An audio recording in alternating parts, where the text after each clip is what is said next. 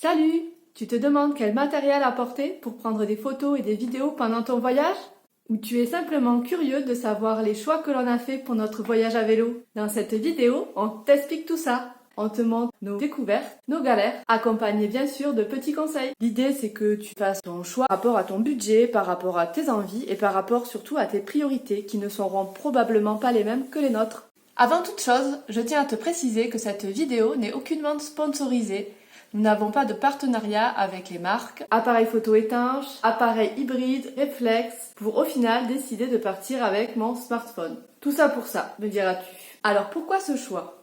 Premièrement, pour faire simple. De ce côté-là, on s'est un peu raté en achetant une caméra de sport et en décidant de faire des vidéos sur YouTube. Si tu veux investir dans un nouvel appareil photo juste avant de partir en voyage, sache qu'il faut que tu prennes en compte le temps nécessaire pour le prendre en main. Il est plus judicieux de le faire en amont. Deuxièmement, ça revenait quand même moins cher. Étant donné que quand on voyage, j'ai tendance à prendre beaucoup, voire trop de photos, on avait déjà anticipé dans le budget d'acheter une tablette pour pouvoir trier les photos plus confortablement au fur et à mesure du voyage, regarder des choses ensemble sur internet, écrire des mails, c'est quand même plus confort que sur le téléphone. Si j'avais dû acheter en plus un autre appareil photo, ça aurait fait un surcoût. Et enfin, troisième raison, c'est peu encombrant et léger. Le téléphone, de toute façon, on l'aurait amené pour téléphoner, mais aussi plein de choses différentes. Aller sur internet, pour s'en servir de GPS, pour lire. Florent, lui, avait déjà décidé qu'il partirait avec un téléphone portable étanche et incassable. On a prévu des cartes mémoire micro SD pour nos deux téléphones ainsi que pour la tablette. On n'est pas encore tout à fait calé par rapport au forfait téléphonique, carte SIM locale, eSIM, appel via WhatsApp ou Telegram. On a profité d'une promotion pour souscrire un abonnement à NordVPN, ce qui nous permet d'avoir une connexion internet plus sécurisée et plus confidentielle, notamment quand on va se connecter au Wi-Fi public. Il y a aussi 1 Tera de cloud chiffré, ce qui nous permettra de stocker des papiers importants, nos photos ou d'autres documents pendant la durée de notre voyage à vélo. On a fait le choix d'acheter une caméra de sport pour filmer nos aventures si on arrive à l'utiliser correctement. Tu vas voir que c'est pas gagné. Pourquoi faire simple quand on peut faire compliqué? Elle est livrée avec tout un tas de matériel pour pouvoir l'accrocher avec différents supports. On voit le guidon papillon sur le côté gauche des vidéos. Avec les gants, j'ai appuyé je sais pas trop sur quel bouton, mais ça a tout filmé, accéléré, saccadé. On a encore un peu de travail à faire au niveau des réglages aussi de la caméra. On peut aussi faire des photos avec, donc on a aussi essayé.